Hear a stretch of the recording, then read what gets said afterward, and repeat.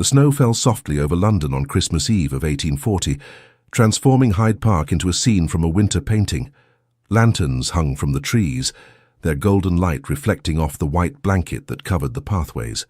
Families strolled through the decorated park, their laughter mixing with the distant sound of carolers singing near the Serpentine. Children ran through the snow, their delighted shrieks piercing the cold evening air. Edmund Carrington, the Duke of Thornhaven, walked alone through this festive scene like a ghost among the living.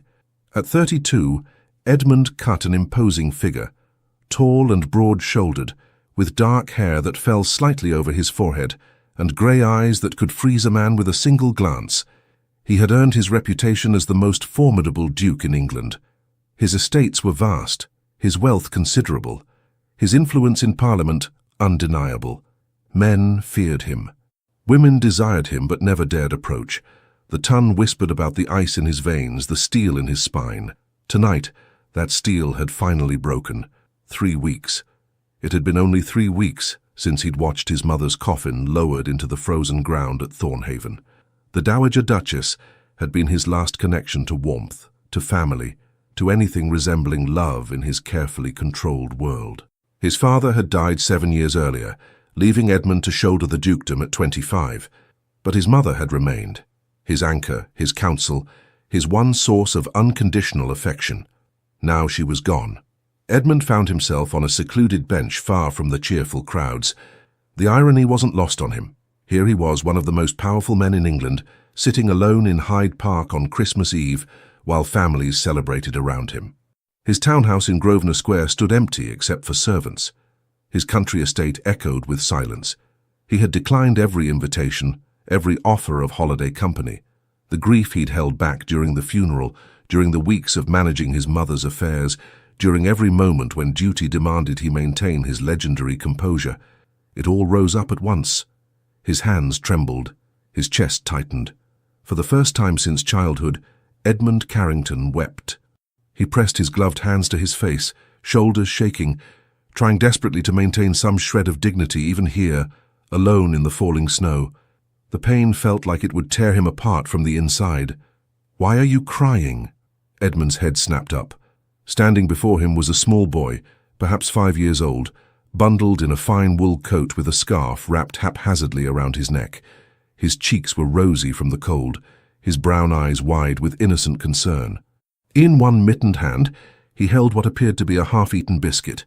In the other, he clutched a handkerchief, wrinkled and bearing a suspicious stain that might have been jam. "My mamma says crying makes the heart less heavy," the boy continued solemnly, extending the dubious handkerchief toward Edmund. "You can use mine. I already used it a bit for my nose, but the other side is mostly clean." Edmund stared at the child, completely at a loss. In his entire adult life, no one had ever acknowledged his vulnerability. No one had ever dared. Yet here was this tiny person offering comfort with the simple directness only a child possessed. Edmund's voice came out rough. He cleared his throat. "Thank you, but I couldn't possibly. Are you sad because it's Christmas?" The boy didn't wait for an answer. Instead, he climbed onto the bench beside Edmund with the ease of someone who'd never learned to fear dukes or social hierarchies. "I was sad at Christmas last year because my papa had just gone to be with the angels. But Mama says the angels needed him more than we did, which seems rather selfish of the angels if you ask me, but Mama says I mustn't say such things." The boy's matter-of-fact delivery startled a sound from Edmund. Not quite a laugh, but close. "Your father, he passed away. Last winter." The boy nodded seriously. "He got very sick, and then one day he just went to sleep and didn't wake up. Mama cried for ages. But then she said we had to be brave and that Papa would want us to still have Christmas and be happy." He studied Edmund with disconcerting intensity. "Are you alone too? Is that why you're crying?" Edmund found himself unable to lie to those earnest brown eyes. "Yes, my mother died recently." "Oh!" The boy's expression filled with such genuine sympathy that Edmund felt his throat tighten again. "That's terribly sad. Mamas are the best thing in the whole world. Well, except for puppies, but puppies don't give hugs quite as well." He paused thoughtfully. "You should have a new mama then." "I'm afraid that's not quite how it works. But it should work that way." The boy interrupted with the confidence of someone who had clearly given this matter serious consideration. When Mrs. Henderson's cat died, she got a new cat, and now she's happy again. You should get a new mama. Despite everything, Edmund felt the corners of his mouth twitch. One cannot simply acquire a new mother. No, I suppose not. The boy sighed dramatically, then his face brightened with sudden inspiration. But you know what? You could have mine. Well, not have her like she's your mama. That would be silly because you're grown up. But you could... He struggled to find the right words, his small face scrunched in concentration. Edmund waited, oddly captivated by this strange little creature who had invaded his solitude. How you could come to our house and have Christmas with us, the boy finally declared triumphantly. My mama makes the most delicious biscuits in all of England, and she knows how to make sad people feel better. She's very good at it. She made me feel better when Papa died, and Mrs. Henderson when her cat died, and even our cook when her sister moved to Yorkshire. That's very kind, but... And she's alone too. The boy was warming to his theme now, bouncing slightly on the bench. Well, not alone because she has me, but she doesn't have a husband anymore. And sometimes I hear her crying at night when she thinks I'm asleep. Papa used to make her laugh all the time, and now she mostly only smiles at me, which is nice. But I think she should have more reasons to smile, don't you? Edmund found himself genuinely moved by the boy's obvious love for his mother. I'm certain your mother is very fortunate to have such a thoughtful son. I'm Oliver, the boy announced, extending his sticky hand. Oliver Hartwood. I'm 5 3/4, which is nearly 6, which is nearly grown up. Edmund shook the small hand gravely. Edmund Carrington. I'm 32, which I'm told is actually grown up, though some days I wonder. Oliver's eyes grew round. Carrington? Like the Duke of Thornhaven? Mama pointed out your house once when we drove past Grosvenor Square. She said you're the most important duke in all of London. One of them, perhaps. Did you know, Oliver leaned in conspiratorially, that your house has 17 chimneys? I counted them. Well, Mama counted them because I can only count to 10 properly, but I helped. Edmund felt something warm and unfamiliar bloom in his chest, something that felt dangerously close to affection. This ridiculous, wonderful child with his biscuit crumbs and his earnest concern and his complete lack of fear was exactly what Edmund's frozen heart needed at this moment. Oliver! Oliver! A woman's voice called out, tinged with panic. Oliver Hartwood, where have you gone? That's Mama! Oliver jumped up, still holding Edmund's hand. Mama, over here! I've found someone who needs your help! Edmund tried to stand, to compose himself, to somehow transform back into the formidable Duke of Thornhaven before this woman arrived, but Oliver's grip on his hand was surprisingly strong, and his face was still wet with tears, and there was absolutely no way to salvage his dignity. A figure emerged from between the trees, moving quickly through the snow. She was petite, wrapped in a dark blue cloak, her bonnet slightly askew as if she'd been running. As she came closer, Edmund could see she was perhaps 28 or 30, with delicate features and brown eyes that currently reflected both relief at finding her son and alarm at the situation she'd found him in. She stopped dead when she saw Oliver holding hands with a tall, dark-haired gentleman whose expensive greatcoat and aristocratic bearing were unmistakable even through his obvious distress. Oliver! Her voice came out as a mortified whisper. What are you? Your Grace! She recognized him, and her face flooded with color. I am so terribly sorry. Oliver, release his Grace's hand this instant. But Mamma, he's sad, Oliver protested, tightening his grip on Edmund's hand. His Mama died just like Papa did, and he was crying all alone, and it's Christmas Eve, we can't just leave him here. The woman, Mrs. Hartwood, Edmund's mind supplied, looked like she wanted the ground to swallow her whole. Oliver, His Grace is... The Duke has... You cannot simply... She took a deep breath, clearly trying to gather her composure. When she spoke again, her voice was carefully controlled, though her cheeks remained pink with embarrassment. Your Grace, please forgive my son's forwardness. He sometimes forgets his manners in his enthusiasm to help others. Oliver, come here at once. But Edmund surprised himself by speaking first. Please don't apologize. Your son has been unexpectedly kind. I find I'm grateful for the company. Mrs. Hartwood's eyes widened slightly. She studied his face, still marked with tears despite his attempts to compose himself, and something softened in her expression. "Mama, I told him about your biscuits," Oliver said proudly, "and about how you make everyone feel better. And I said he should come have Christmas with us because nobody should be alone on Christmas, and Papa would say that's the right thing to do, wouldn't he?" "Oliver." Mrs. Hartwood's voice held equal parts exasperation and affection. She looked at Edmund with obvious mortification. "Your Grace, I cannot apologize enough. My son has a very generous heart, but he doesn't quite understand the boundaries of— Are your biscuits truly as delicious as he claims?"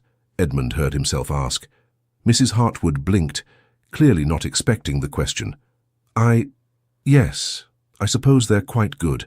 I use my grandmother's recipe with cinnamon and—" She stopped, seeming to realize the absurdity of discussing biscuits with the Duke of Thornhaven in Hyde Park on Christmas Eve. "Your Grace, surely you have plans for the evening." Oliver shouldn't have presumed— "I have no plans." The admission came out more starkly than Edmund intended. "My mother recently passed, and I find myself— He couldn't finish. The grief rose up again, catching in his throat. "Oh, you poor man," Mrs. Hartwood said softly, and the genuine compassion in her voice nearly undid him completely. "I lost my husband last year. I know something of that particular darkness."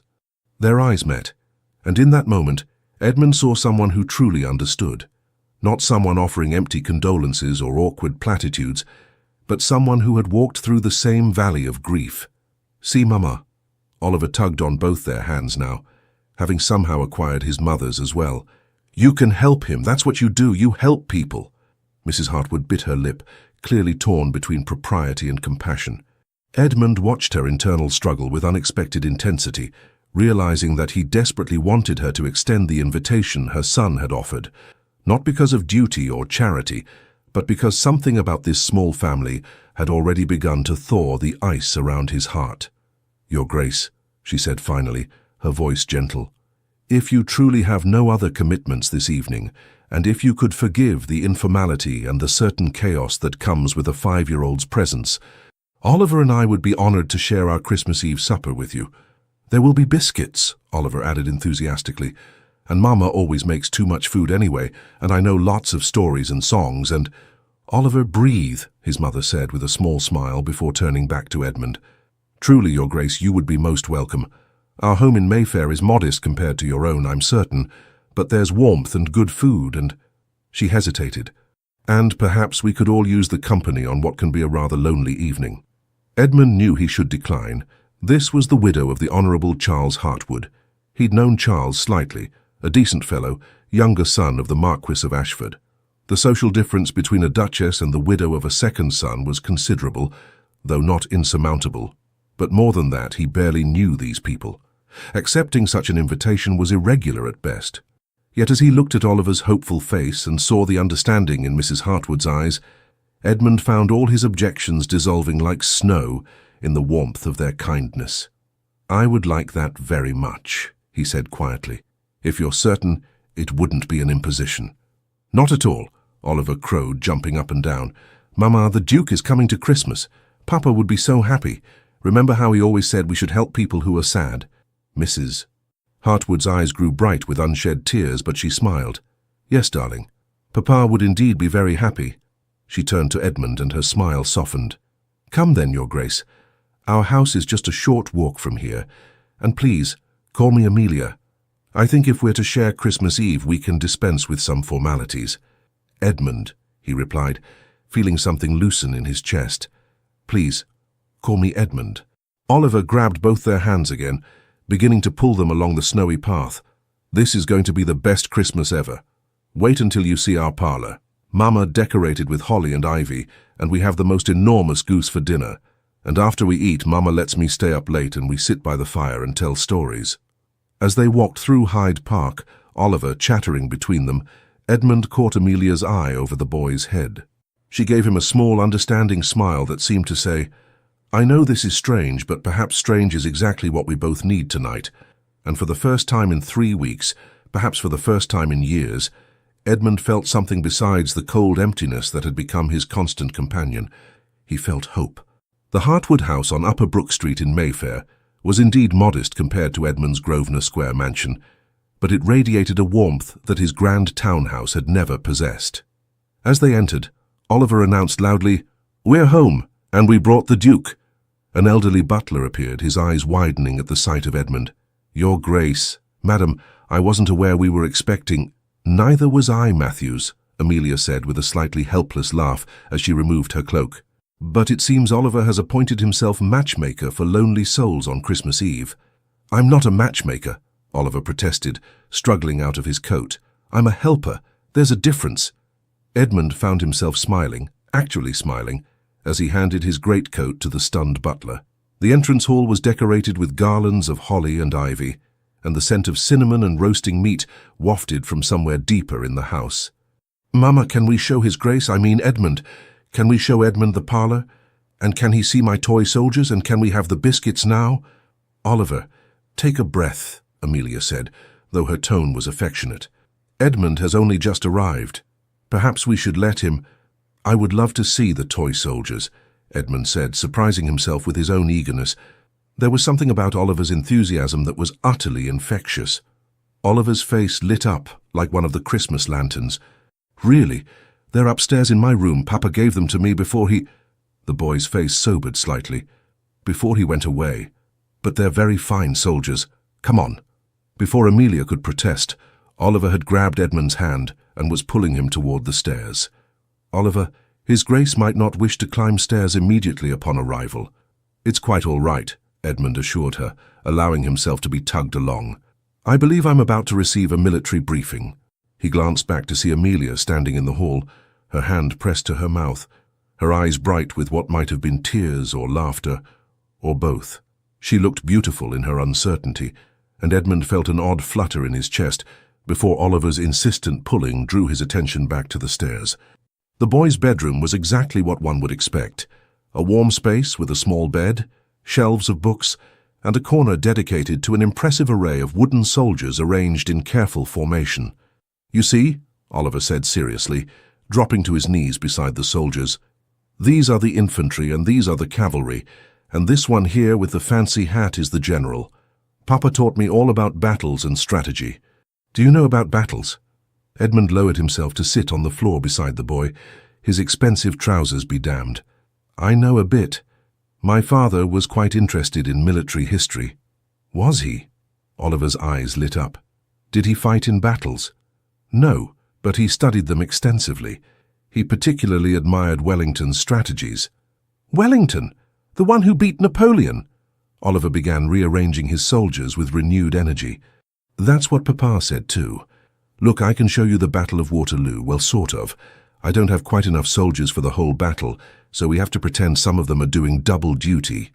Edmund found himself genuinely engaged as Oliver explained his limited understanding of the famous battle, mixing historical details his father had taught him with pure 5-year-old imagination. The boy's enthusiasm was captivating, his complete lack of pretense refreshing. "You know," Oliver said suddenly, abandoning the soldiers to study Edmund's face, "you look much less sad now. Mama says that's what happens when people have something besides sadness to think about. She says sadness is important because it means we love someone very much, but we can't let it be the only thing in our hearts." Edmund felt his throat tighten. "Your mother sounds very wise." "She is," Oliver said proudly. "She's the wisest person I know, and the prettiest, and the best at hugs, and the best at everything, really." He paused. "Do you think she's pretty?" The question was so direct, so innocent, that Edmund couldn't help but laugh.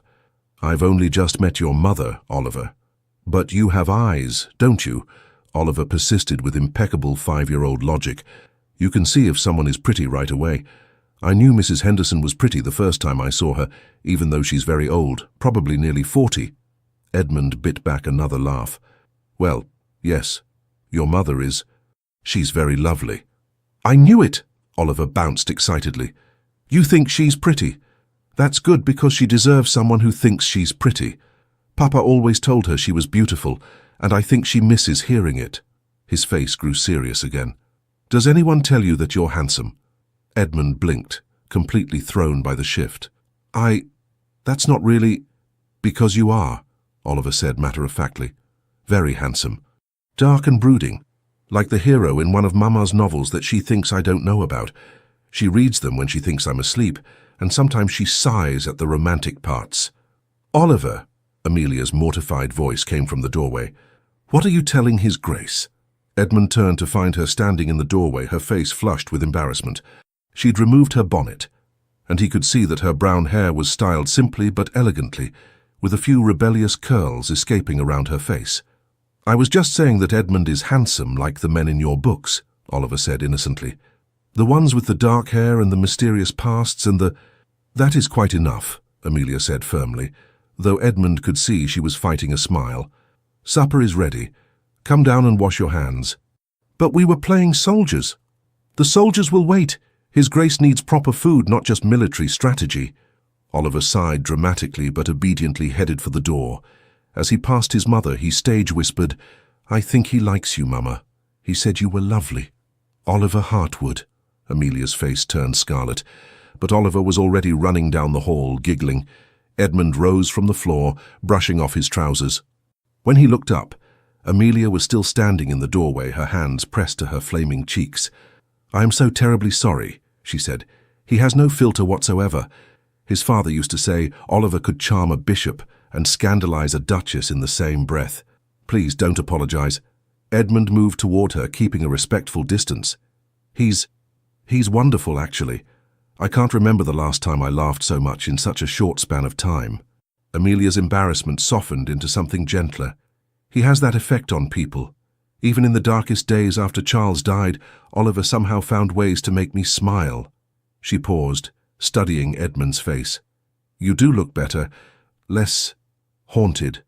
I feel better, Edmund admitted, which is rather remarkable considering I met your son approximately 30 minutes ago, and he proceeded to announce that I should acquire a new mother, appropriate his own mother for my benefit, and drag me upstairs to discuss military tactics.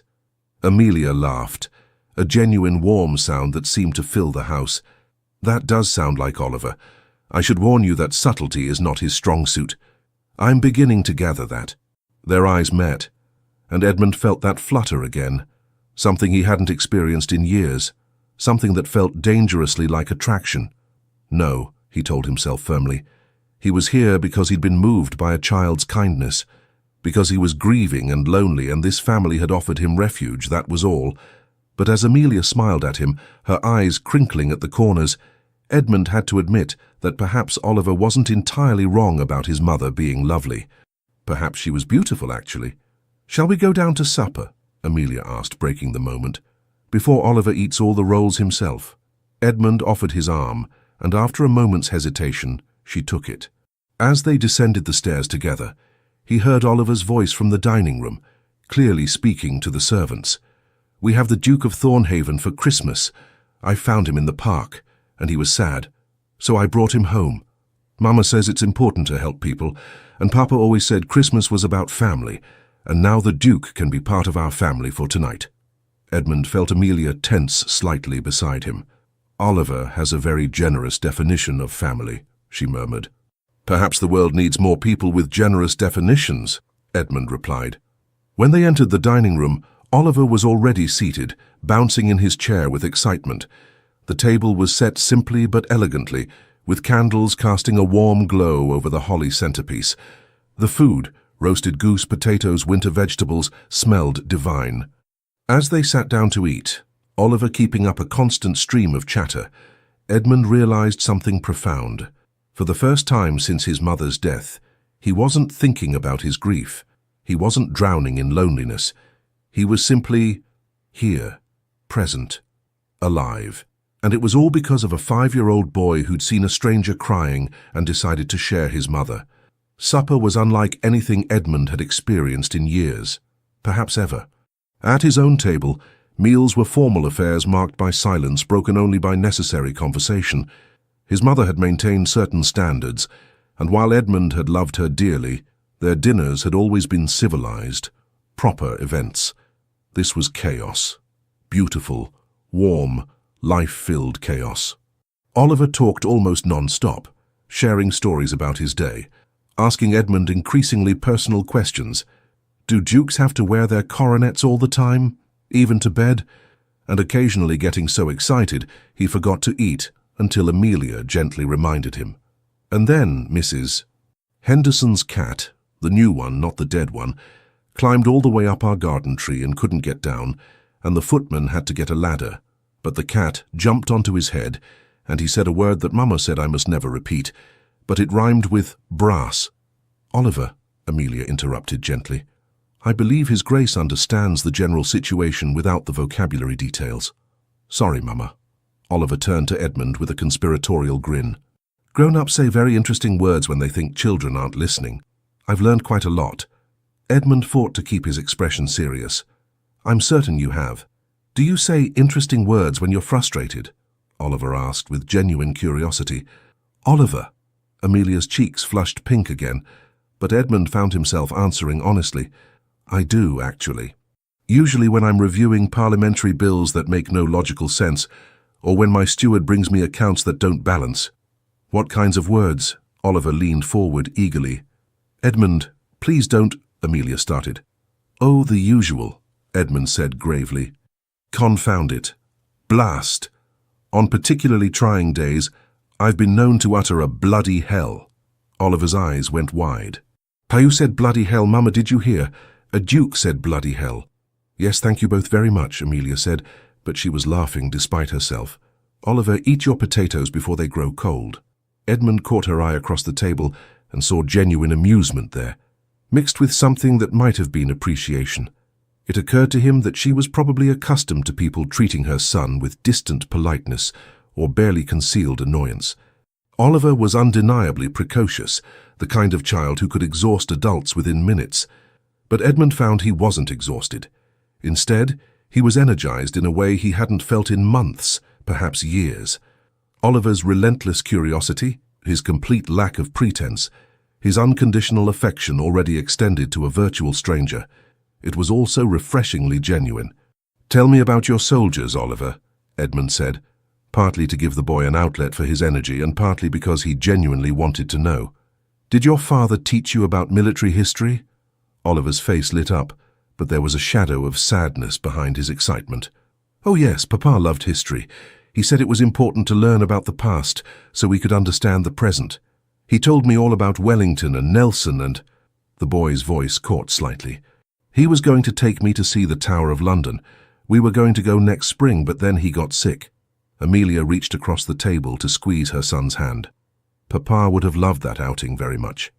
I miss him, Oliver said softly, his usual exuberance momentarily dimmed. Especially at Christmas, he always made Christmas so magical. Edmund felt the familiar ache of grief rise in his chest, but this time it was mixed with empathy for this small boy who understood loss far too early in life. I understand.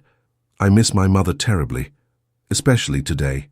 Oliver looked up at him, and in that moment something passed between them, a recognition of shared pain, of understanding that transcended age and circumstance.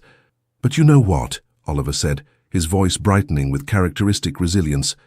We're both here now and we're not alone anymore. At least not tonight.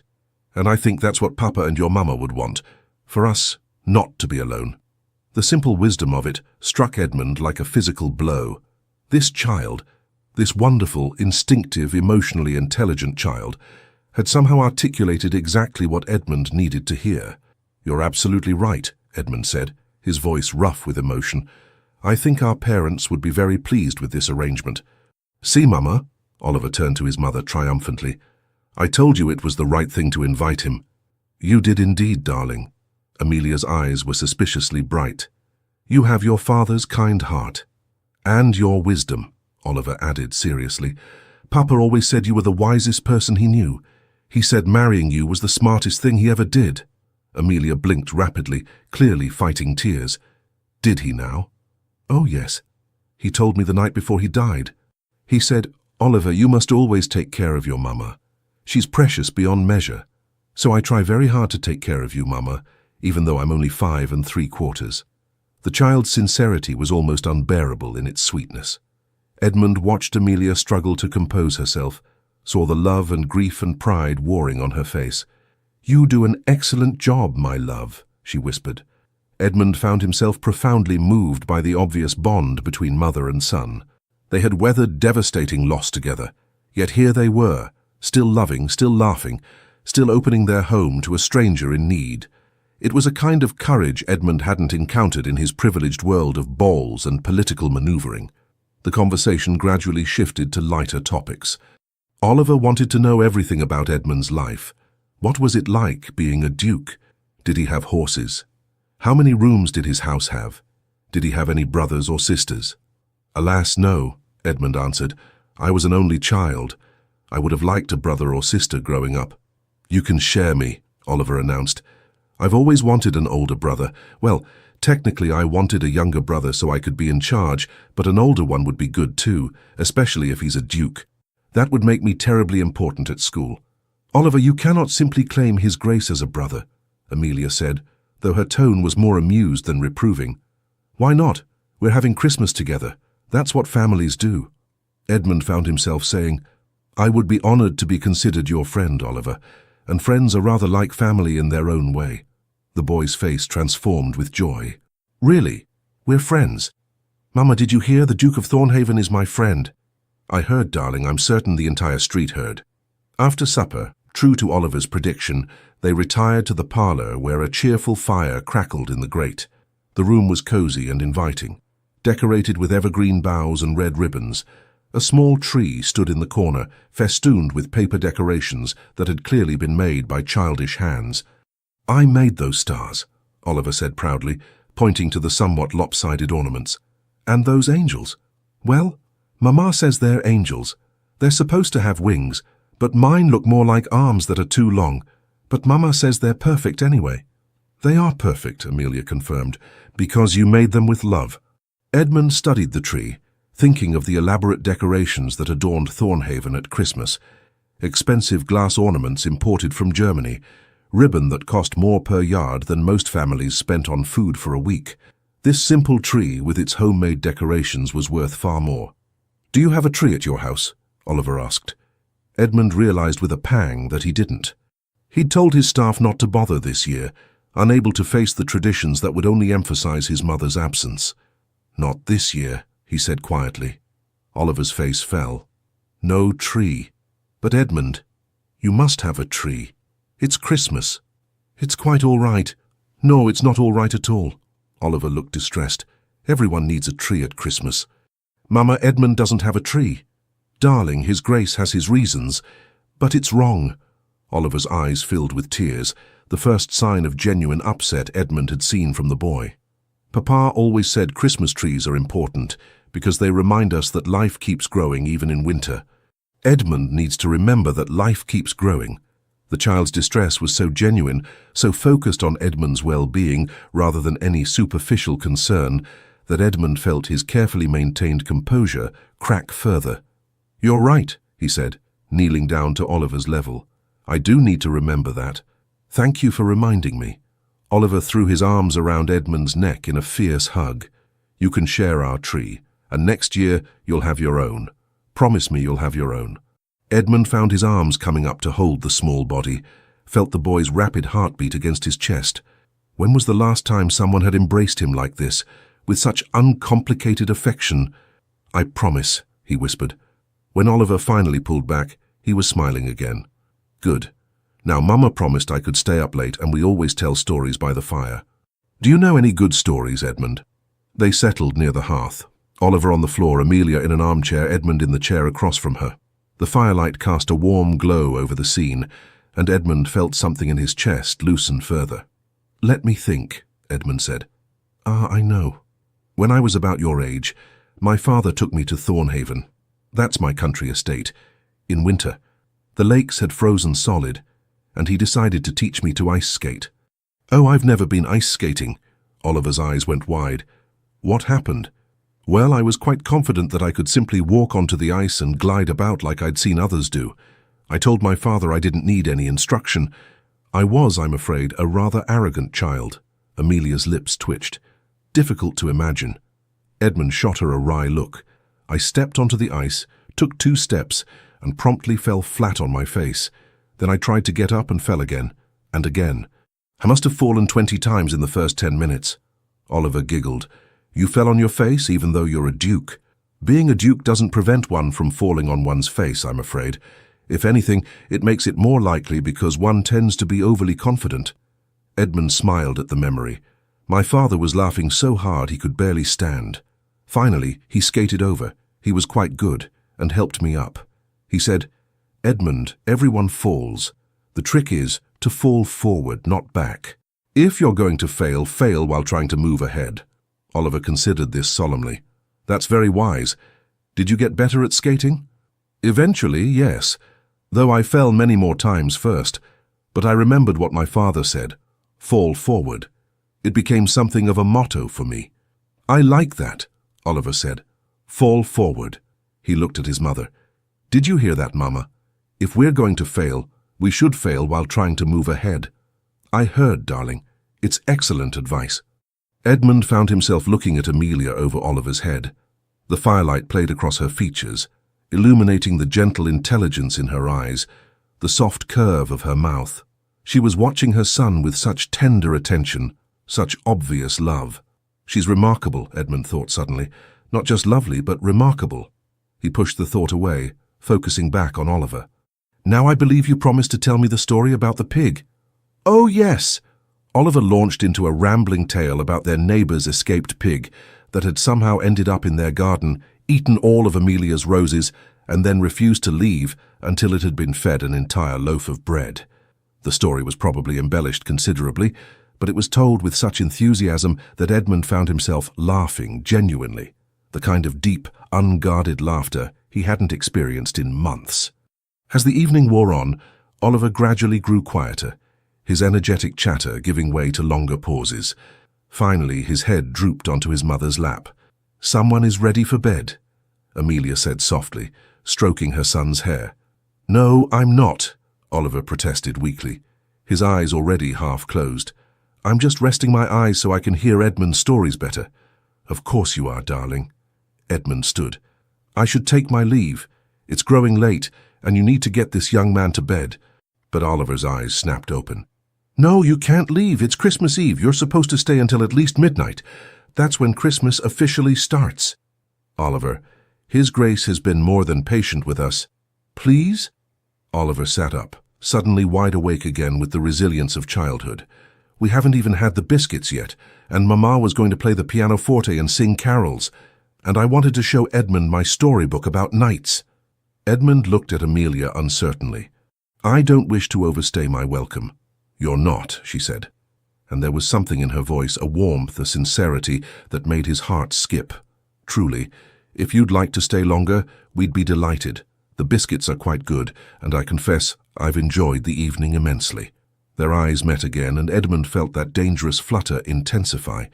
There was something happening here, something beyond simple kindness or holiday charity, something that both thrilled and terrified him. "Then I would be honored to stay for biscuits and carols," he said.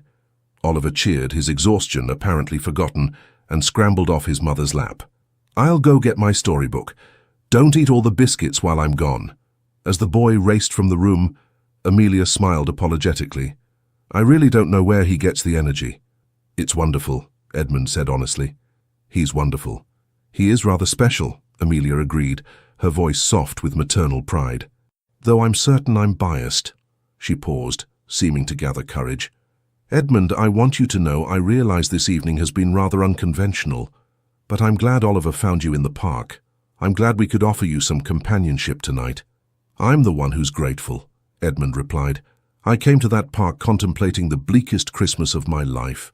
Your son's kindness, your kindness, has transformed this evening into something quite different. Oliver has a gift for seeing what people need. His father was the same way."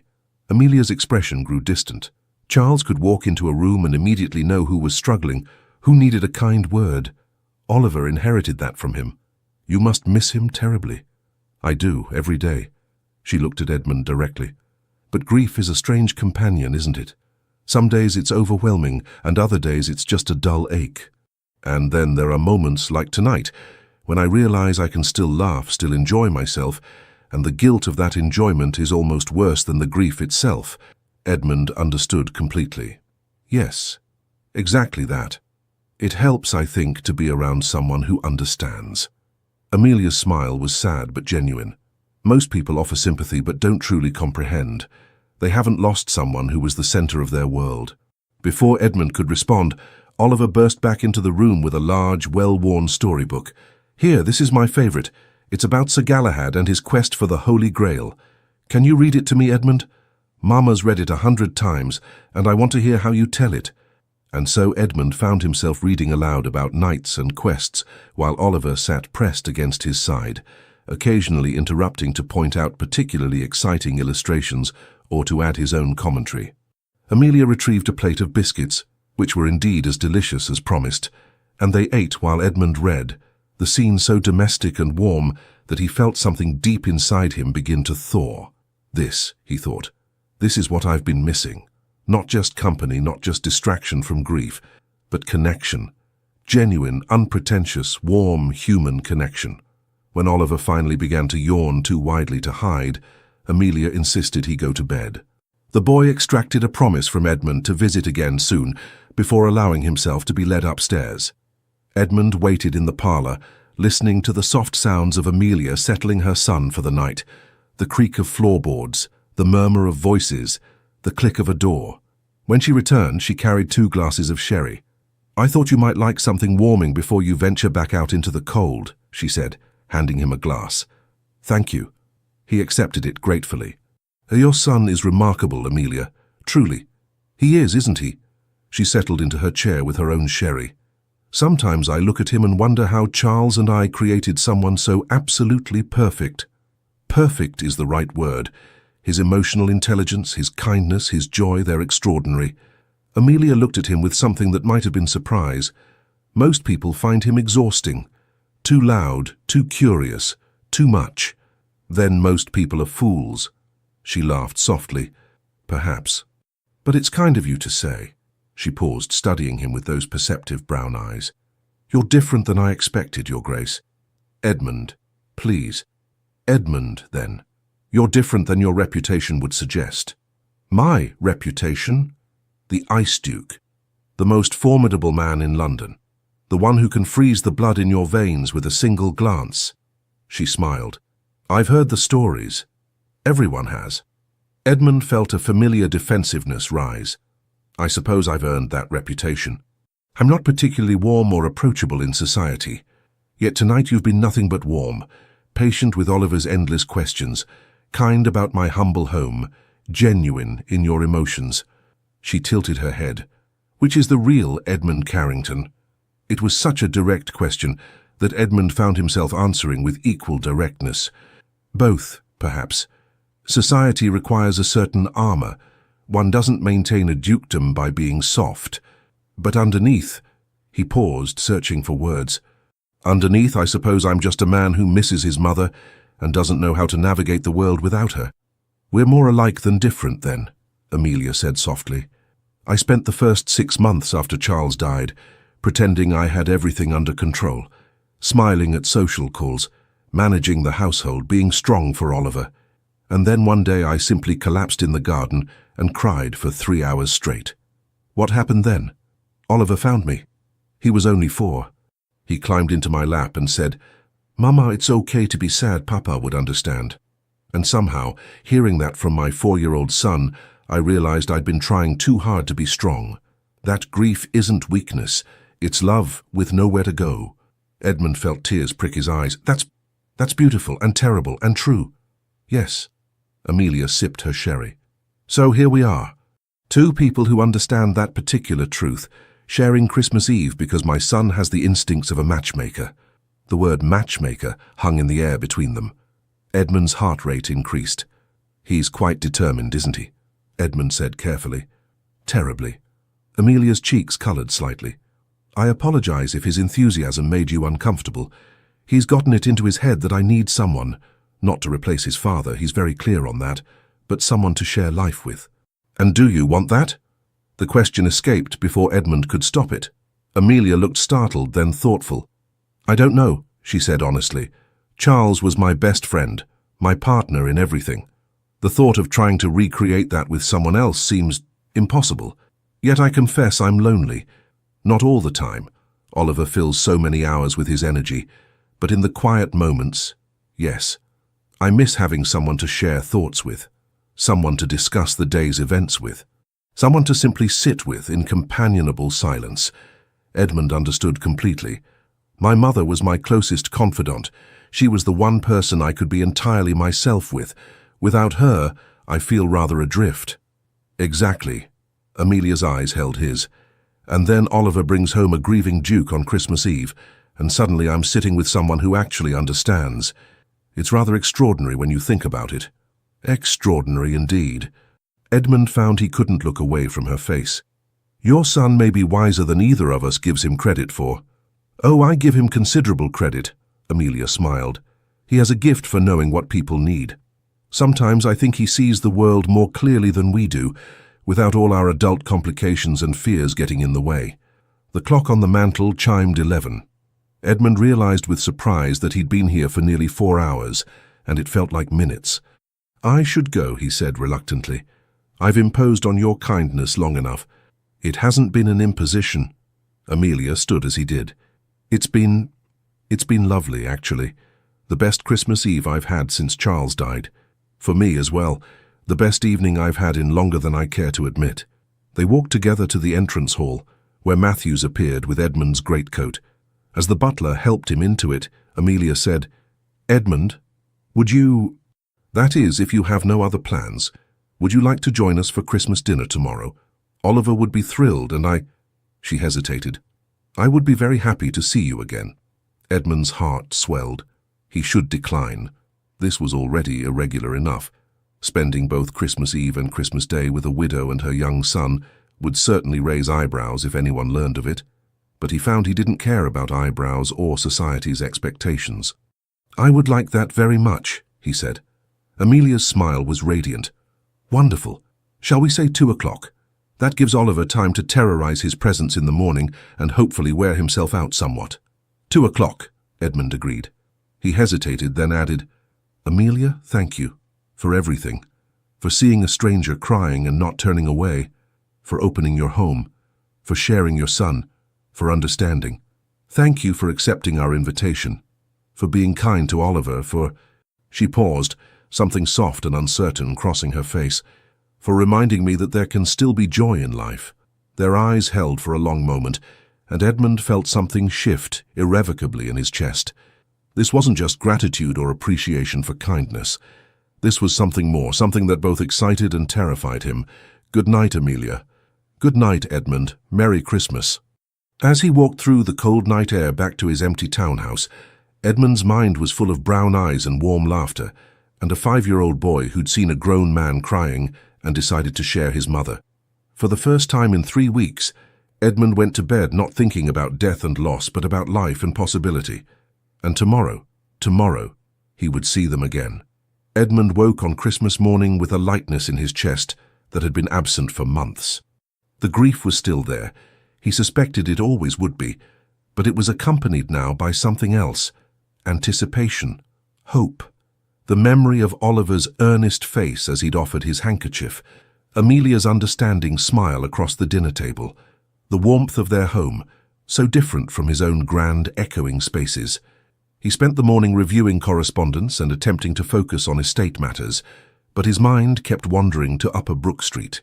Finally, he gave up the pretense of work and devoted himself to the more pressing matter of gifts. Showing up to Christmas dinner empty-handed would be unconscionable, but what did one give to a widow and her precocious son? Edmund consulted with his butler, who suggested toys for the boy and perhaps flowers for the lady. Something more personal, I think, Edmund said thoughtfully. The child mentioned he enjoys military history, and Mrs. Hartwood, she deserves more than standard flowers. By the time he left for the Hartwood residence, Edmund carried a carefully wrapped box containing a complete set of lead soldiers, more detailed and historically accurate than Oliver's wooden ones, and a leather-bound first edition of a collection of poetry by William Wordsworth for Amelia.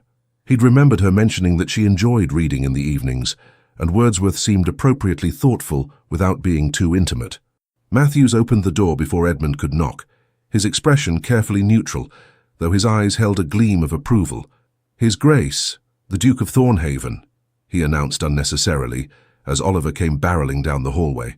"Edmund, you came. Mamma said you would, but I was worried you might have had Duke business and forgotten about us." "I could never forget about you," Edmund said, surprised by how much he meant it. He knelt down to Oliver's level. "Merry Christmas, my friend." "Merry Christmas." Oliver threw his arms around Edmund's neck in an enthusiastic hug. "I got so many presents. A new book and a wooden horse and, oh, Mama, come quickly." Edmund brought presents.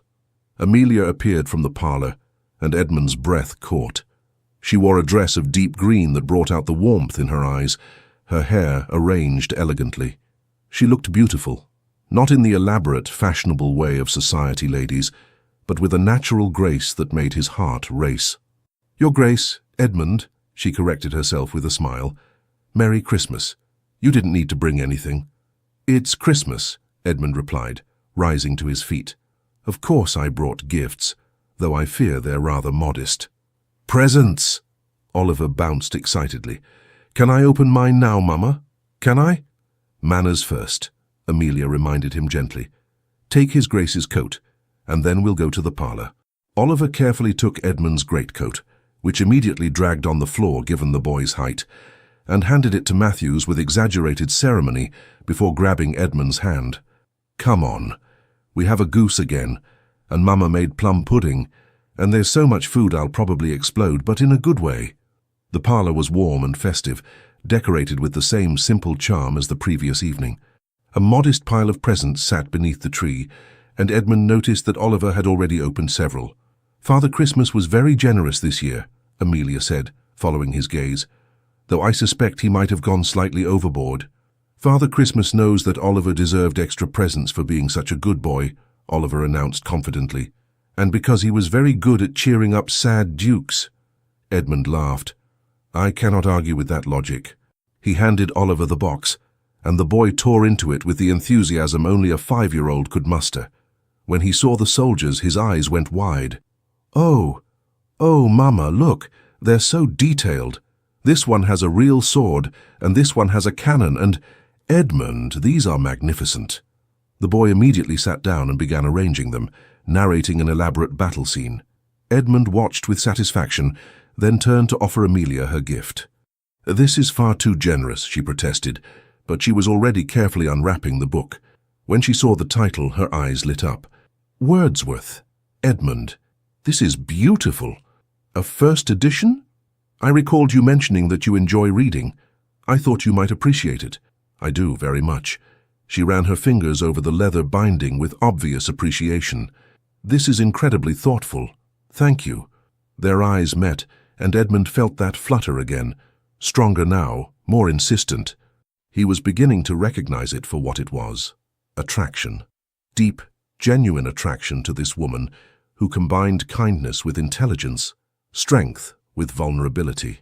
"I have something for you as well," Amelia said, seeming flustered. She retrieved a small package from beside the tree. "It's nowhere near as grand as your gifts, but..."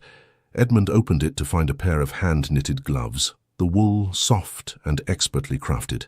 "Did you make these?" "I did.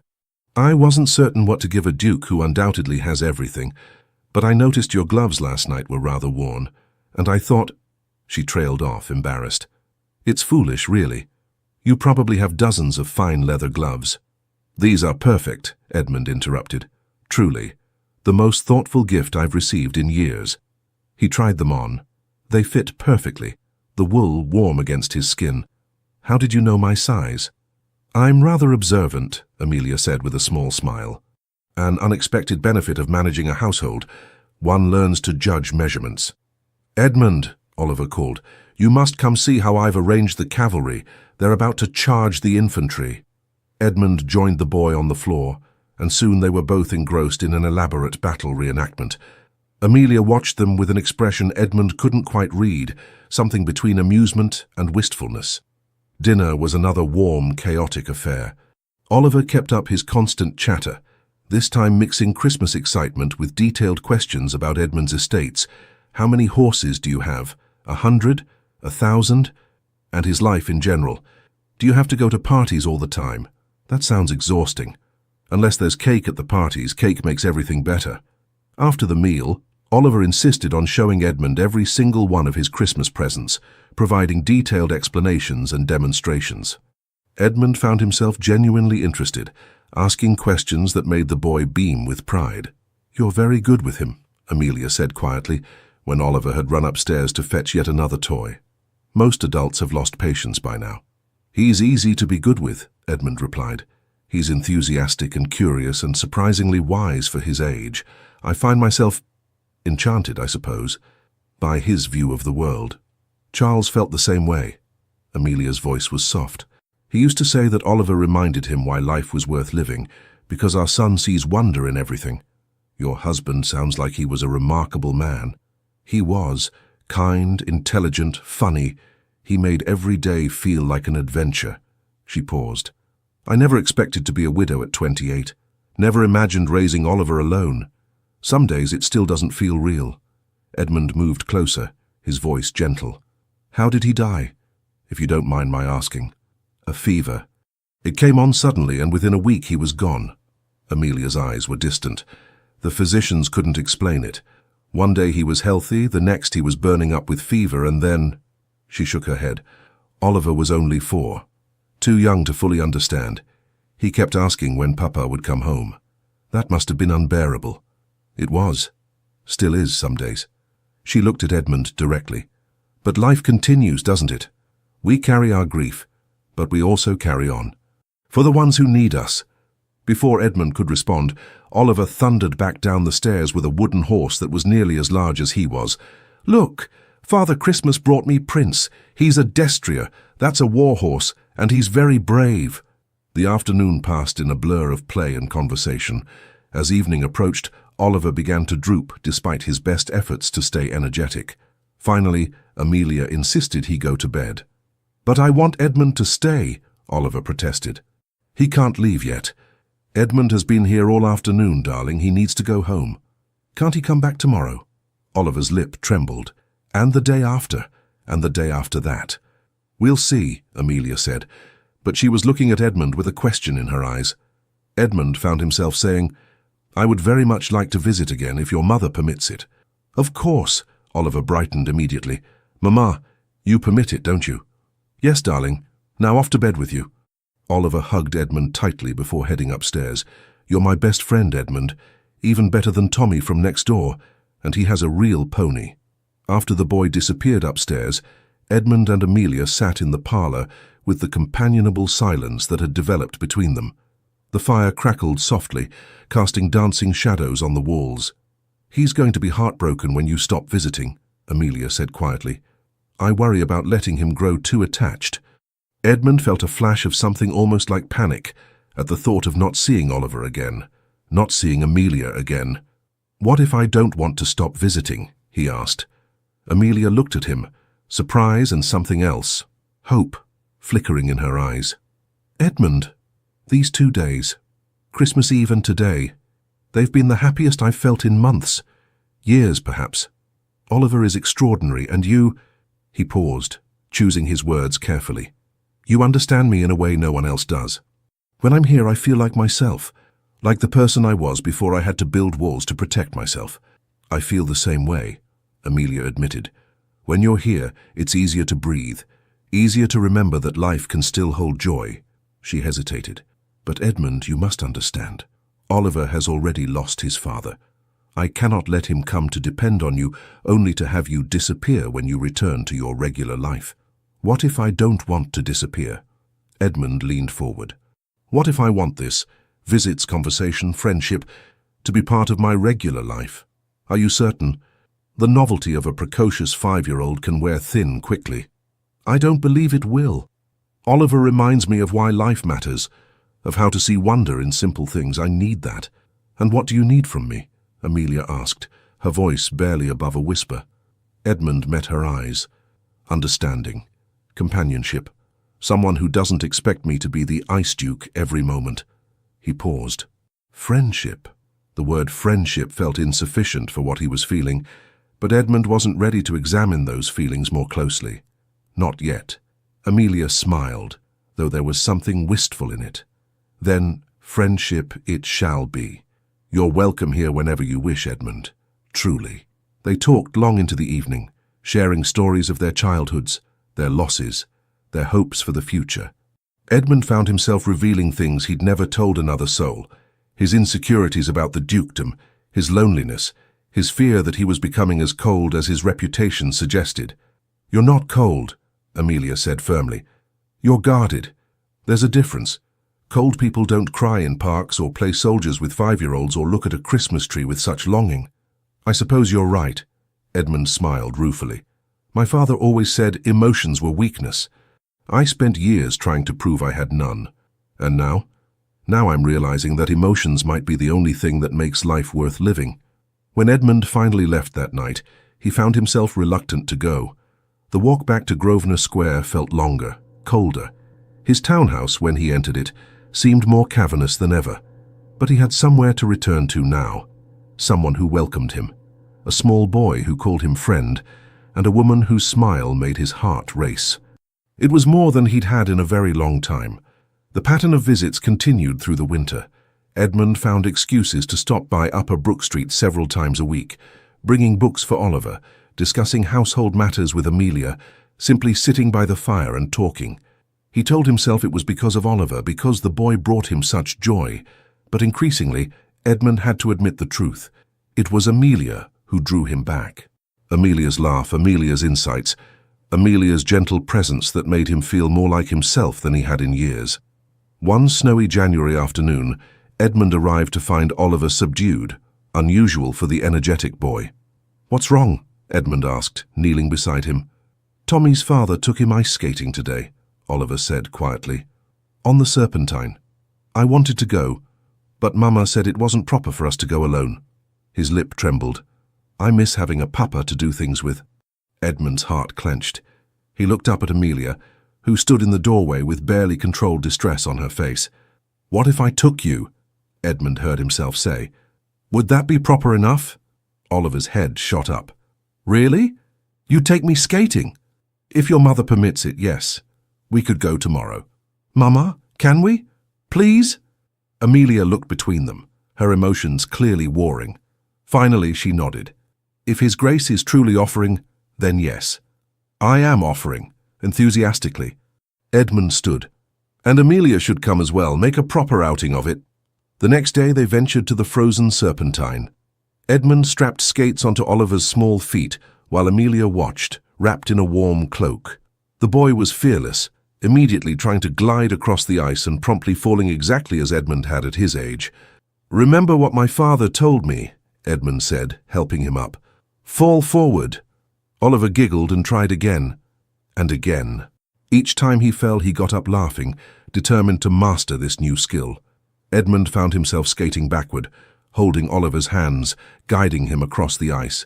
The boy's face was radiant with joy, and Edmund felt something in his chest expand painfully. "This," he thought, "this is what I've been missing, this connection, this purpose." When Oliver finally tired and went to warm up with hot chocolate from a vendor, Edmund skated over to where Amelia stood at the edge of the ice. "Would you like to try?" he asked, offering his hand. "Oh, I couldn't possibly." "Why not? When did you last do something just for the joy of it?" Amelia hesitated, then placed her gloved hand in his. Edmund helped her onto the ice, and she wobbled immediately, clutching at his arms. "I've got you," he said softly. "I won't let you fall." They moved slowly across the ice, Amelia gripping his hands tightly. She was laughing and shrieking by turns, alternating between terror and delight. Edmund found he couldn't stop smiling. "This is absurd," she gasped.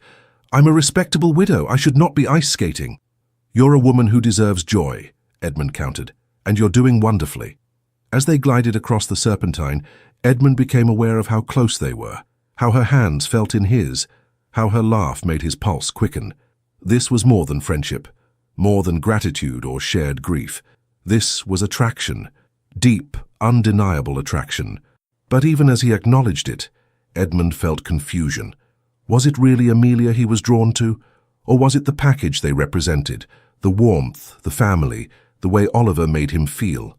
He cared for the boy deeply, perhaps even loved him. Was he confusing his feelings for the child with romantic interest in the mother? He needed to think, to sort through these tangled emotions. They returned Oliver to the house, the boy chattering excitedly about his skating adventure. As they said goodbye at the door, Oliver hugged Edmund with his usual enthusiasm. "You're the best, Edmund. Better than any papa anyone could have." The words struck Edmund like a blow, both wonderful and terrifying. Oliver was looking at him not just as a friend, but as a father figure, and Edmund realized with sudden clarity that he wanted that role, wanted to be there for this boy, to guide him, to watch him grow. But was that fair to Amelia? To claim affection for her when his feelings might primarily be about her son? That evening, lying in bed in his silent townhouse, Edmund forced himself to examine his heart honestly. Yes, he loved Oliver. There was no question of that. The boy had wormed his way into Edmund's carefully guarded heart with his innocence and wisdom and unconditional affection. But Amelia, when he thought of Amelia, what did he feel? He pictured her smile, the way her eyes crinkled when she laughed, the gentle way she corrected Oliver without crushing his spirit, her intelligence when they discussed books or politics, the courage it took to continue living fully after devastating loss. And more than that, the way his heart raced when she entered a room, the way he found excuses to be near her, the way he'd caught himself staring at her lips and wondering what they would feel like against his. This wasn't just gratitude or situational attachment. This was love. He was falling in love with Amelia Hartwood. The realization should have terrified him more than it did. Instead, Edmund felt a curious sense of rightness, as if everything had been leading to this moment. But what about her?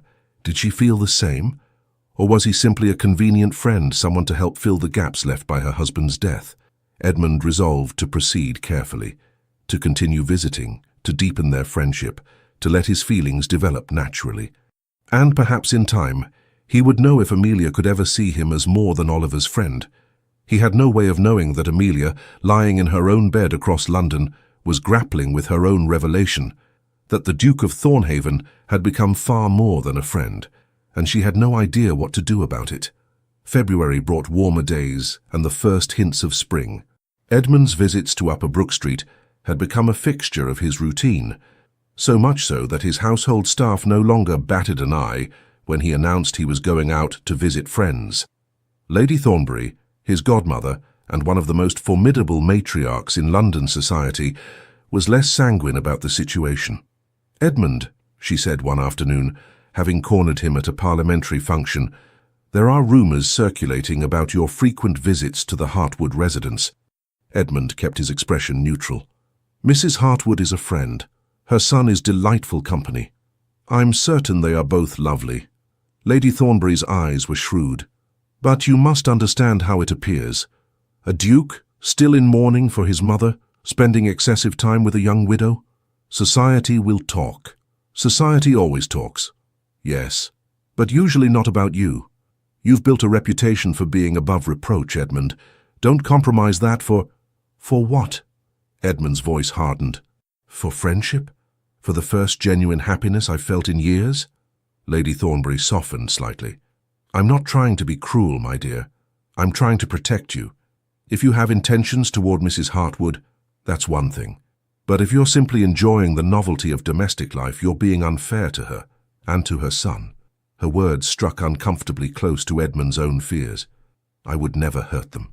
Not intentionally, perhaps. But Edmund, you must ask yourself, what exactly are your intentions? Because that boy has clearly adopted you as a surrogate father, and his mother looks at you with more than simple friendship." "Does she?" Edmund wanted to ask. But he wouldn't reveal his uncertainty to Lady Thornbury. "I'm sorting through my feelings," he said stiffly. "I would appreciate your discretion while I do so." "You have it, always." Lady Thornbury squeezed his arm. "But Edmund, sort quickly. The longer this continues without clarity, the more difficult it becomes for everyone involved." The conversation haunted Edmund for days. He knew his godmother was right. He couldn't continue in this limbo forever. But every time he resolved to have a serious conversation with Amelia about his feelings, something stopped him. What if she didn't feel the same way? What if their friendship was enough for her, and his confession ruined everything? More terrifying still, what if she did have feelings for him, but only because he provided stability and companionship in her widowhood, not because of any genuine romantic attachment. The answers came unexpectedly on a grey March afternoon. Edmund arrived at Upper Brook Street to find the house in unusual chaos. Matthews looked flustered as he opened the door. "Your Grace, perhaps this isn't the best time—" Mama, it hurts!" Oliver's wail came from upstairs. Edmund didn't wait for permission. He took the stairs 2 at a time, following the sound to Oliver's room. Amelia sat on the bed, holding her son, who was sobbing inconsolably. His face flushed with fever. "What happened?" Edmund demanded. Amelia looked up, and he saw the fear in her eyes. "He was fine this morning, but then he said his throat hurt, and now he's burning up with fever. The physician is on his way, but—" Her voice broke. "It's how Charles started, the same symptoms." Understanding crashed over Edmund. She was terrified, not just because her son was ill, but because illness had taken her husband. Edmund moved to the bed, sitting on Oliver's other side. The boy's eyes were glassy with fever, his small body trembling. "Oliver," Edmund said gently, "look at me, my friend." The boy's eyes focused on him with difficulty. "Edmund, my throat hurts terrible." "I know. The physician is coming to make you better." "I don't want to go be with the angels like Papa," Oliver whispered, and the fear in his young voice was heartbreaking. "I don't want to leave Mama alone." "You're not going anywhere," Edmund said firmly, though his heart was racing. "You're going to get better, and then we're going to go flying kites in Hyde Park like I promised. Remember?" "Promise." Oliver's hand found Edmund's. "Promise I won't die?" Edmund couldn't speak past the lump in his throat. He looked at Amelia and saw tears streaming down her face, saw her trying desperately to be brave for her son. Without thinking, Edmund gathered them both into his arms, Amelia on one side, Oliver on the other. "I promise we're going to do everything possible to make you well, and I'm not going anywhere. I'll stay right here with both of you." "You will?" Amelia's voice was barely a whisper. "Yes." Edmund met her eyes over Oliver's head. "For as long as you need me. For as long as you'll have me." The physician arrived and examined Oliver thoroughly. After what felt like an eternity, he pronounced it a throat infection. Serious but treatable with rest, fluids and certain herbal preparations. "Not what took his father?" Amelia asked, her voice shaking. "No, madam. This is quite different. The boy should recover fully in a week or so." The relief was so intense that Amelia swayed on her feet. Edmund caught her, supporting her weight. "Thank you, Dr. Harrison," he said, his arm around Amelia's waist. "Please send your bill to my address in Grosvenor Square." "That's not necessary," Amelia started. "It is to me," Edmund said firmly. After the physician left, they settled Oliver in bed with cool cloths and the prescribed medicine. The boy fell into a fitful sleep, and Edmund convinced Amelia to come downstairs for tea. She sat in the parlour, shaking despite the fire's warmth. Edmund poured her tea with hands that weren't entirely steady themselves. "I'm sorry you saw me fall apart," Amelia said quietly. "I try so hard to be strong for him." "You are strong, but you don't have to be strong alone." Edmund sat beside her, closer than propriety strictly allowed. "Amelia, I need to tell you something." She looked at him, her eyes still red from tears. "I've been visiting you and Oliver for months now," he began. "Initially I told myself it was because Oliver brought me such joy, because his innocence and wisdom helped me heal from my mother's death. And that's true. He does, and it did. Edmund, please let me finish." He took a breath. "But somewhere along the way I realized that my feelings had evolved, that it wasn't just Oliver drawing me here. It was you, Amelia. Your strength, your kindness, your intelligence, the way you make me laugh, the way you understand me without judgment, the way my heart races when you walk into a room." Amelia's teacup rattled in its saucer. She set it down carefully. "I fought it," Edmund continued. "I questioned whether I was confusing my affection for Oliver with romantic feelings for you, whether I was simply drawn to the idea of a family rather than to you specifically. But this afternoon, when I saw you terrified and trying so hard to be brave, when I realized I would do anything to protect both of you, I knew. This isn't about novelty or convenience or even about Oliver, as much as I love that boy. This is about you, Amelia. I'm falling in love with you. Perhaps I've already fallen." Silence stretched between them. Amelia stared at him, her expression unreadable. "I know it soon," Edmund rushed on. I know you're still grieving Charles, and I would never ask you to forget him or to— Edmund, stop. Amelia's voice was gentle but firm. Stop talking and let me speak. He fell silent, his heart pounding. I have been terrified, Amelia said slowly, absolutely terrified of exactly this moment, because I've been falling in love with you too, and I had no idea what to do about it. Edmund's breath caught. When Oliver brought you home that first night, I saw a grieving man who needed kindness. I offered it because Charles would have wanted me to, because it was the right thing to do. I never expected— She paused, seeming to gather her thoughts.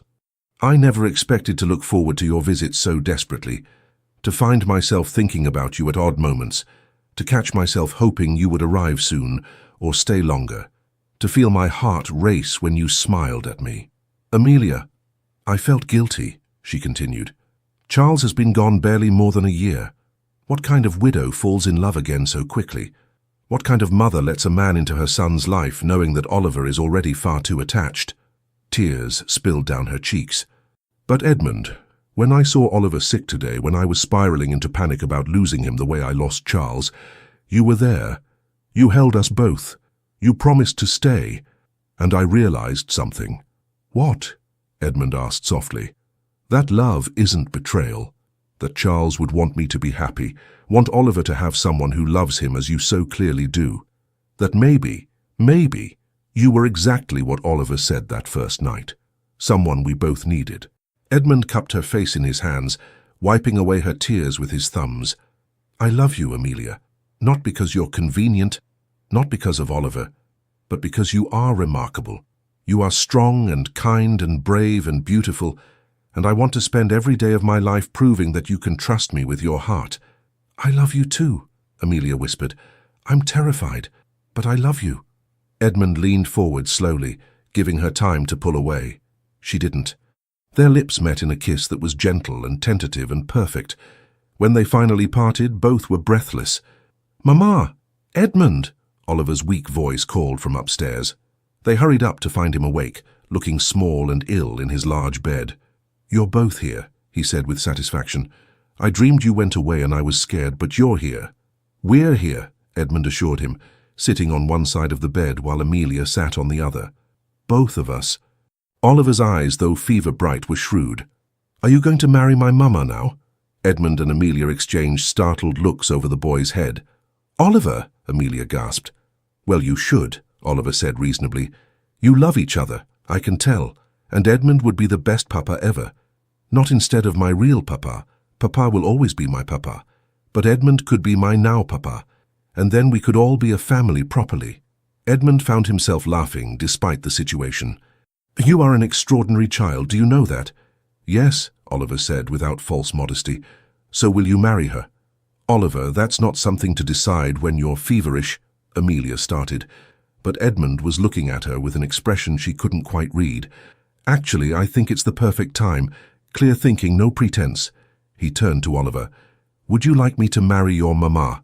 Truly. More than anything, Oliver said earnestly. Except maybe a pony. But yes. And you, Amelia? Edmund's voice softened.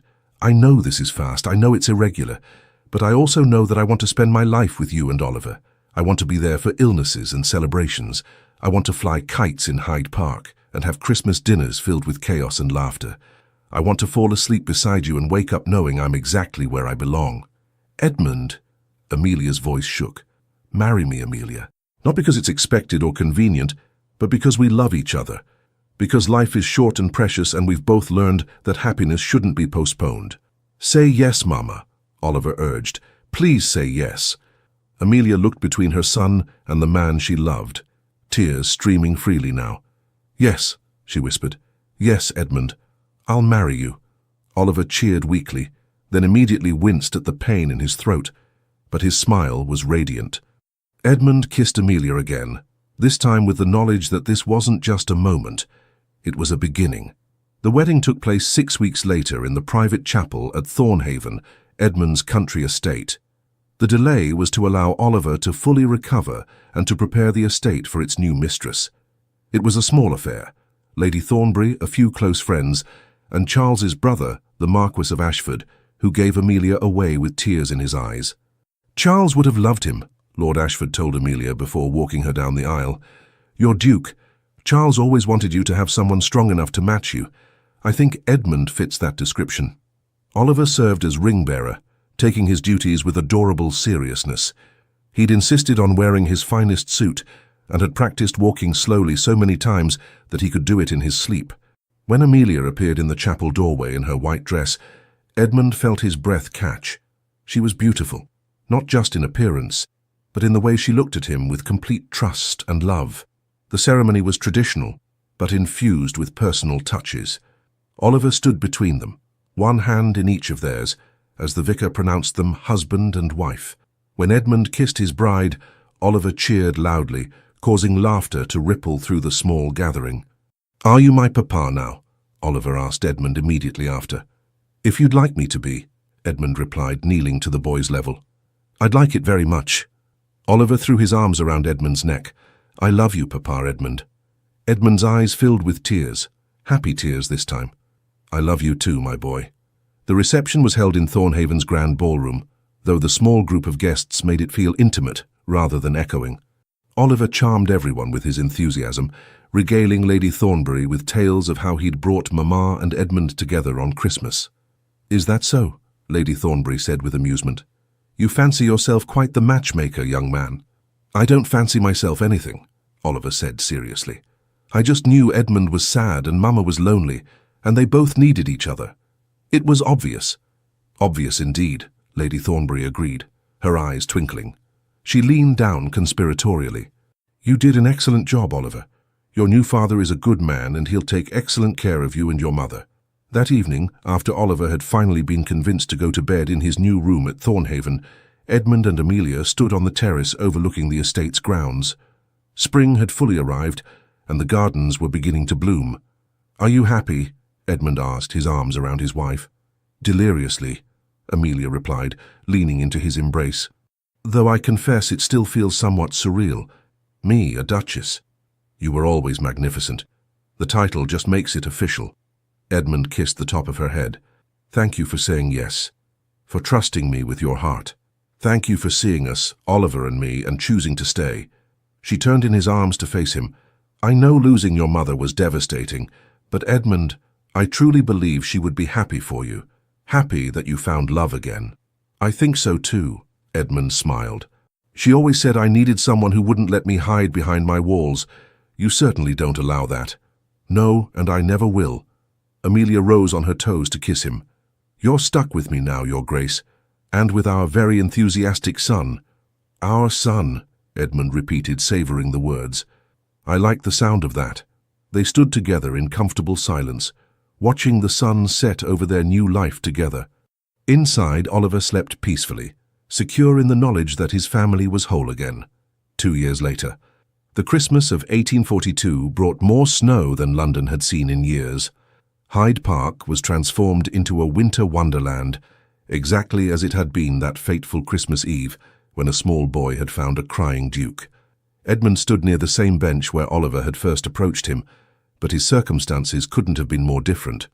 Beside him stood Amelia, her hand in his, looking radiant despite the cold, and bouncing excitedly in front of them was Oliver, now 7 and just as energetic as ever. "Papa, Papa, look, the ice is thick enough for skating. Can we go?" "Can we?" "In a moment," Edmund said, smiling at his son's enthusiasm. Even after 2 years, hearing Oliver call him Papa still filled him with joy. "But, Papa—" Oliver stopped mid-sentence, his attention caught by something else. "Oh, that lady looks sad. Should we help her?" Edmund followed his gaze to see a young woman sitting alone on a bench, looking forlorn. He felt Amelia's hand tighten on his arm. "Oliver," she said gently, "not everyone wants help. But Mamma, remember what you told me, about how helping Papa that Christmas was the best thing we ever did." "I do remember," Edmund said, kneeling to Oliver's level. "And you were right to help me. But Oliver, some people need space rather than intervention. We must respect that." Oliver considered this seriously. "How do we know the difference?" "That's a very wise question." Edmund glanced at the woman again. She didn't seem to be crying, just sitting quietly in contemplation. "I think we watch and we listen. If someone seems to need help, we offer it gently. If they decline, we respect that. But you didn't decline when I offered help. No, I didn't. Because in that moment, I desperately needed someone to see me, to acknowledge my pain. You did that perfectly. Oliver thought about this, then nodded. So if the lady wants help, she'll let us know? Exactly. All right then. Oliver turned his attention back to the ice. Can we skate now, please? As they made their way to the Serpentine, Amelia squeezed Edmund's hand. He has your thoughtfulness now, along with his natural compassion. He has your wisdom, Edmund countered. He's an extraordinary blend of both of us. And of Charles, Amelia added softly. I see so much of his father in him. Good, Edmund said sincerely. Charles gave the world an amazing son. I'm honored to help raise him. The skating was chaotic and joyful, exactly as Edmund had come to expect with Oliver involved. The boy had improved significantly in 2 years and delighted in showing off his skills, while still falling regularly and laughing each time. Later, as they walked back toward their carriage, they passed the bench where Edmund and Oliver had first met. Edmund paused, looking at it with a mixture of nostalgia and gratitude. What are you thinking? Amelia asked. That 2 years ago I was the loneliest man in London.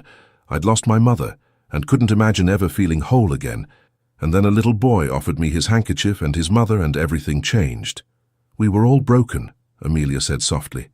But somehow our broken pieces fit together to make something whole. Papa, Mama, come on, Oliver called from ahead. We're going to be late for dinner. Coming, Edmund called back. He looked at Amelia and smiled. Shall we go home, Your Grace? Yes, let's, she paused. Edmund, I have something to tell you. Something in her tone made him stop. What is it? Dr. Harrison confirmed it this morning. I'm with child. We're going to have a baby. Edmund felt joy bloom in his chest. Pure, uncomplicated joy. He pulled Amelia into his arms, kissing her soundly right there in Hyde Park. A baby, he whispered against her lips. Amelia, that's wonderful. I'm due in early summer. Oliver doesn't know yet. I wanted to tell you first. He's going to be beside himself with excitement. Edmund laughed. He'll probably want to name the baby after one of his toy soldiers. Undoubtedly. They caught up with Oliver, who was waiting impatiently by the carriage. Edmund scooped him up, making the boy squeal with delight. What's got into you, Papa? Just happiness, my boy. Just happiness. That evening, after dinner at their Grosvenor Square townhouse, they gathered in the parlour, now decorated with Oliver's artwork alongside more refined pieces.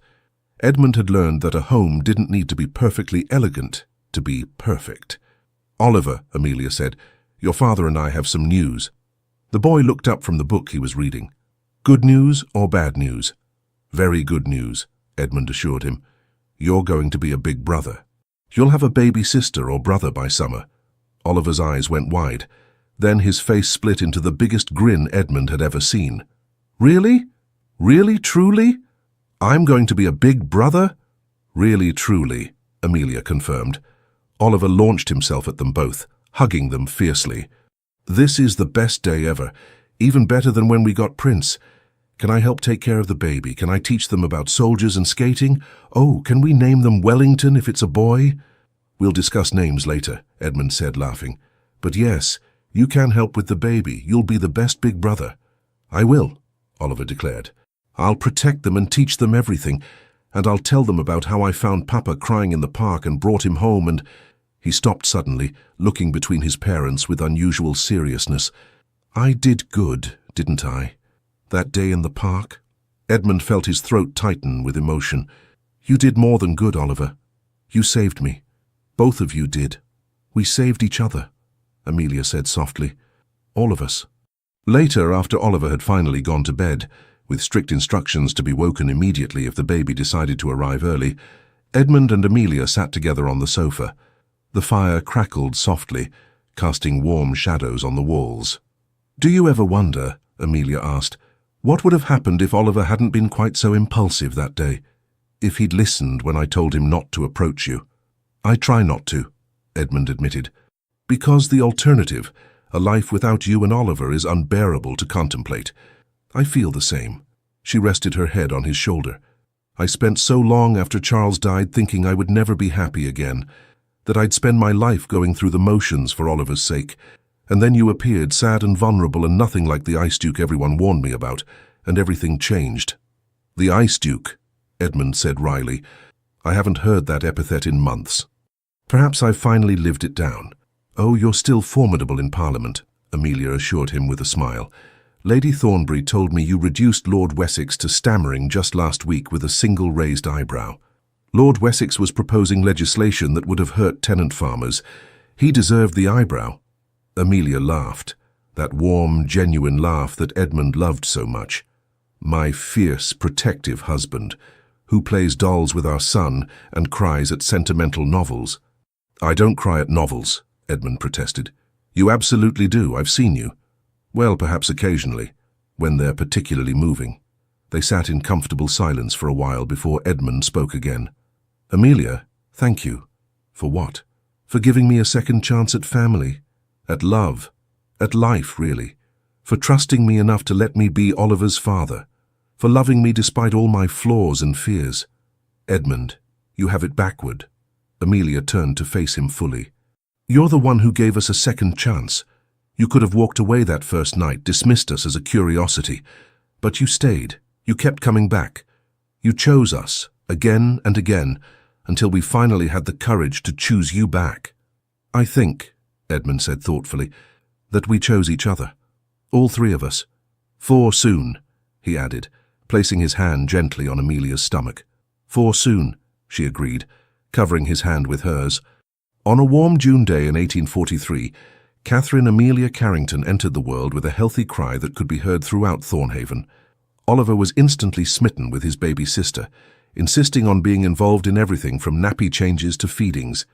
"She's perfect, Mama," he whispered, watching Catherine sleep in her cradle.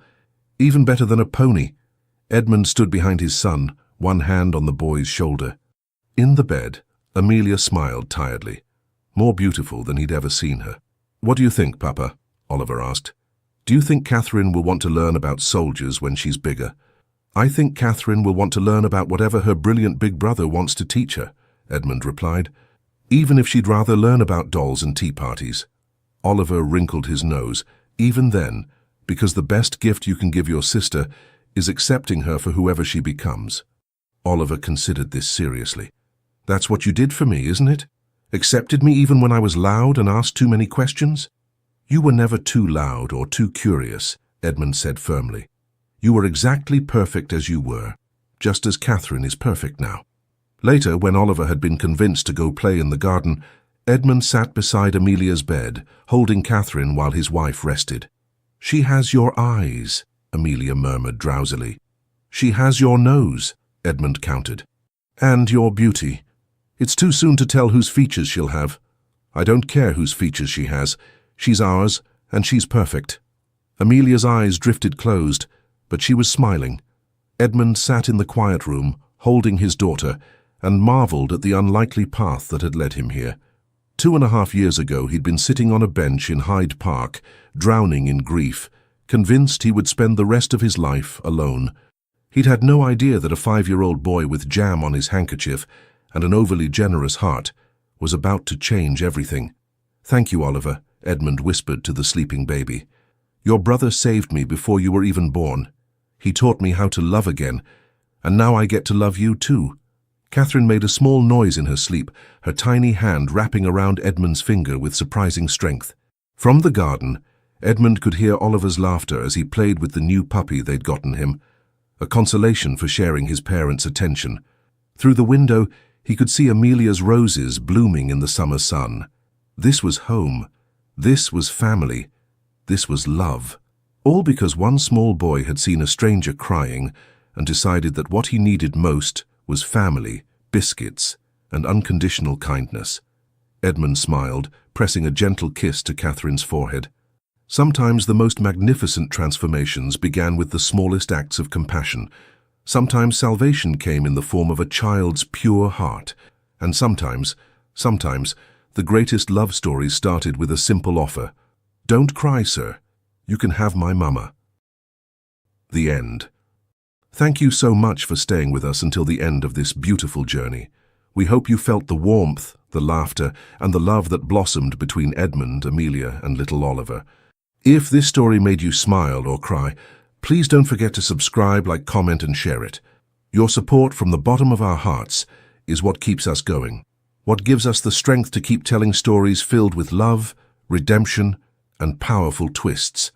At the end of this video, another emotional story from our channel will appear. Click and continue exploring a world of romance, healing, and unforgettable moments. With love, The Legends of the Fall Team.